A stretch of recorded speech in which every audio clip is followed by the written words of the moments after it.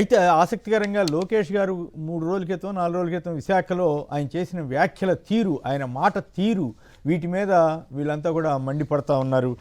అయినా కూడా ఆగుతున్నట్లేదు. విశాఖలో మరో ప్రభుత్వ భూమి ప్రైవేటు పరమట, పరవాడలో ఏదో కంపెనీకి ఇస్తున్నారట, ఇస్తానికి బిడ్లు కూడా పిలిచారట. లీజు ఇవన్నీ కూడా చాలా తక్కువకి ఉందని చెప్పి వార్త ఇచ్చారు. ఎవరి ఆస్తి ఎవరికి ఉచితంగా ఇస్తారని కూడా సిపిఎం కార్యదర్శి శ్రీనివాసరావు గారు ఘాటుగా ప్రశ్నించారు. ఇక ప్రజాహితలో ఒక వార్త వచ్చింది. విశాఖ ఎకనామిక్ రీజియన్కు ఉక్కు భూములు, ఇదిగో ఆధారం. మంత్రి లోకేష్ దీన్ని కప్పిపుచ్చే ప్రయత్నం చేస్తున్నారు. విశాఖ భూములు ఎవరికి ఇవ్వటం లేదని చెప్పారు. స్థలాలు తీసుకున్నట్లు ప్రభుత్వం ఎక్కడ ప్రకటించిందని బుకాయించారు లోకేష్ గారు. ఇదిగో ఇది ఆధారం అంటూ ప్రజాశక్తి వారు వేశారు. ముందుగా గోపి గారు చెప్పండి, ఈ భూములు పందారు ఏంటి, ఆయన లోకేష్ గారు మాట్లాడిన తీరేమిటి, పేర్ని నాని గారు కానీ, జడా శ్రావణ్ గారు కానీ, వడ్డే గారు కానీ, ఇంకా చాలామంది అందరూ వేయలేం కాబట్టి ఇట్లా కౌంటర్ ఇచ్చే పరిస్థితి. సో ఈ రకంగా 99 పైసలకే మొత్తం భూములు కట్టబెడితే రియల్ ఎస్టేట్ కంపెనీలకు కూడా ఇచ్చి ఫార్చ్యూన్ 500 అని మళ్ళీ దానికి ఒక కథల్లి, అసలు చంద్రబాబు గారు బ్రాండ్ని చూసి వచ్చేస్తారని ముందు చెప్పిన లోకేష్ గారు ఇప్పుడు 99 పైసలకే ఇవ్వకపోతే జనం రారు, కంపెనీలు రావన్నట్లుగా మాట్లాడడం, ఆ పైగా మాట్లాడిన తీరు మీకు నచ్చింది? ఆయన చెప్పడం పద్ధతేనా? ఉద్యోగాల కోసం అన్నారు, ఓకే, చెప్పిన తీరు అట్లాగా ఇది అని చెప్తే పర్వాలా, కానీ నేను ఇస్తాను అని చెప్పడం ద్వారా ఆయన ఏం సంకేతం ఇవ్వదలిచారు? అది చంద్రబాబు గారికి కూడా అప్రతిష్ట కదా, ముఖ్యమంత్రి గారి కంటే ఈయనే ఎక్కువ అని చెప్పినట్లా ఏమిటి, మీకేమనిపించింది? సార్ కొమ్మినేని గారు, మీకు ప్యానెల్లో పెద్దలకి అలాగే సాక్షి ప్రేక్షకులందరికీ కూడా శుభోదయం. సార్, ఈ ప్రభుత్వం వచ్చిన దగ్గర నుంచి పూర్తిగా రాష్ట్ర వ్యాప్తంగా రైతుల దగ్గర నుంచి గుంజుకొని కానీ, లేకపోతే ప్రభుత్వ అధీనంలో ఉన్న భూములు కానీ పందారం చేస్తున్నారు, ఉచితంగా ఇస్తేస్తున్నారు.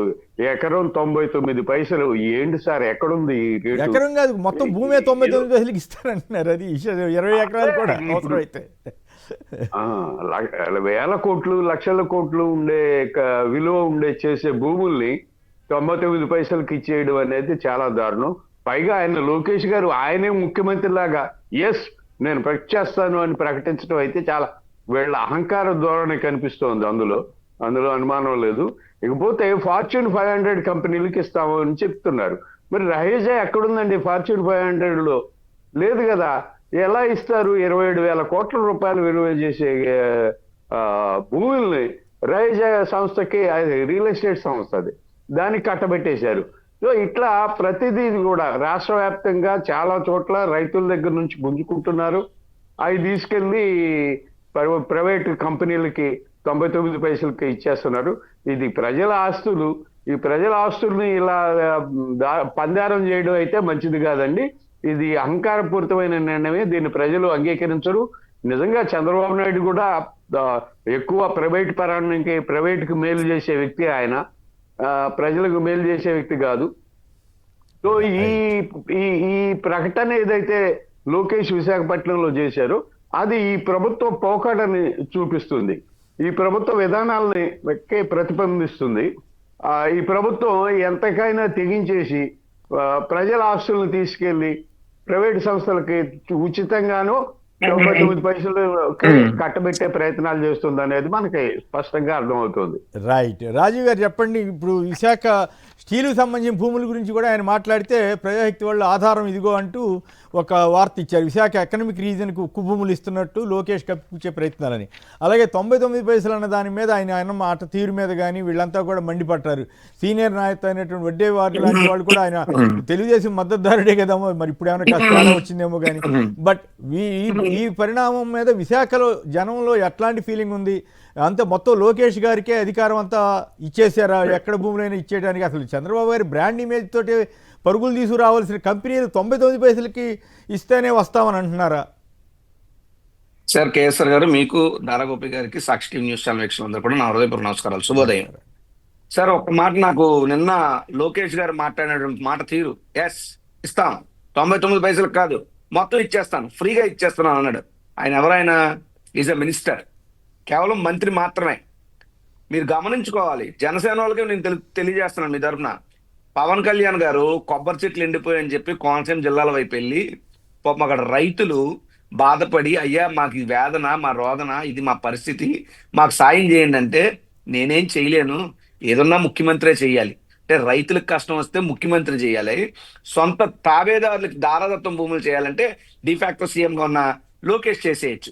అంటే పవన్ కళ్యాణ్ స్థాయి మీ ప్రభుత్వంలో అది, లోకేష్ స్థాయి ఇది.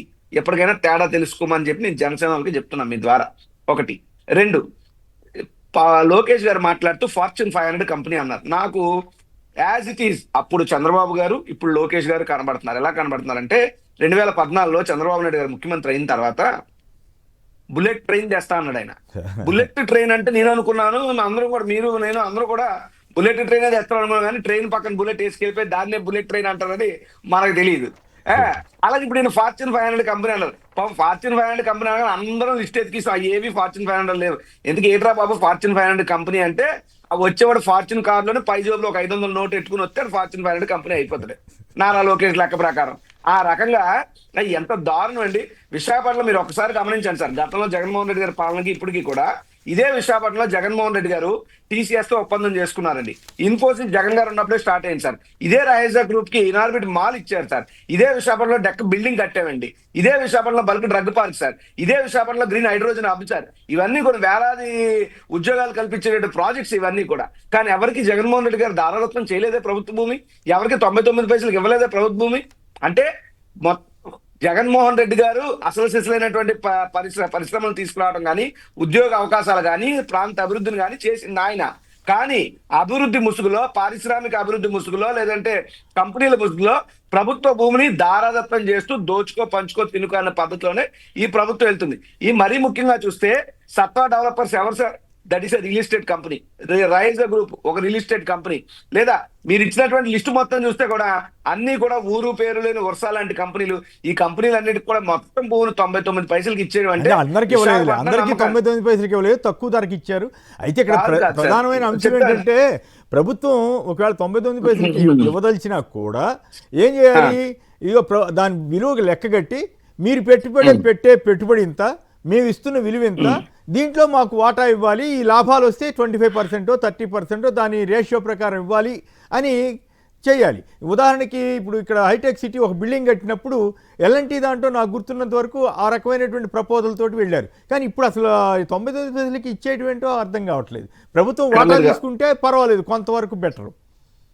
సార్ ఎకరా 99 పైసలకి ఇచ్చిన ఒకటి అండి, ఒక ఎకరా ₹1,00,00,000 అంటే అక్కడ ఎకరా 50 కోట్లు 60 కోట్లు 100 కోట్లు ఎకరా ఉన్న దగ్గరేమో 1,50,00,000 ఎకరా అప్పచెప్పాడు ఇంకో దగ్గర. 29 ఎకరాలు కూడా 99 పైసలకి ఇచ్చేసి ఇంకో దగ్గర. సో మొత్తం ఎటు చూసినా సార్ మొత్తం భూమాయ, భూమాఫియా దారాదత్తం చేసి పడేస్తున్నారు. పద్ధతి పాడు లేదు, ఒక పాలసీ మేకింగ్ లేదు. అసలు వాళ్ళ టర్న్ ఓవర్ ఎంత దారుణం అంటే, ఒక సంస్థ గురించి నేను స్టడీ చేశాను సార్. ఆ సంస్థ టర్న్ ఓవర్, నాట్ లాభాలు, రెవెన్యూ కాదండి, టర్న్ ఓవర్ 750 కోట్లు అయితే వీళ్ళు ఇచ్చిన భూమి ఖరీదు 1000 కోట్లు సార్. ఎవడు రాడండి ముందుకి? ఇప్పుడు నేను నా జేబులో 500 ఉన్నాయి, మీరు తెలిసినాక 50,000 ఇస్తానంటే నేను వచ్చి దర్జాగా తీసుకోనా? సో అలాగే ఉంది. కేవలం రాష్ట్రంలో ఉన్నటువంటి, మరీ ముఖ్యంగా విశాఖపట్నంలో ఉన్నటువంటి భూములన్నీ కూడా దారాదత్తం చేసే పరిస్థితి. దట్టు నారా లోకేష్ గారు డిఫాక్టో సీఎం అని మనం అనుకుంటున్నాం, కానీ ఆయన రేపు మాపు కూడా ముఖ్యమంత్రి అవుతారనేటువంటి మాటలు బయటన పడుతున్నాయి. ఆయన ప్రవర్తనలో అది కనబడుతుంది. కనీసం బాధ్యత ఉండక్కర్లేదండి నారా లోకేష్ కి.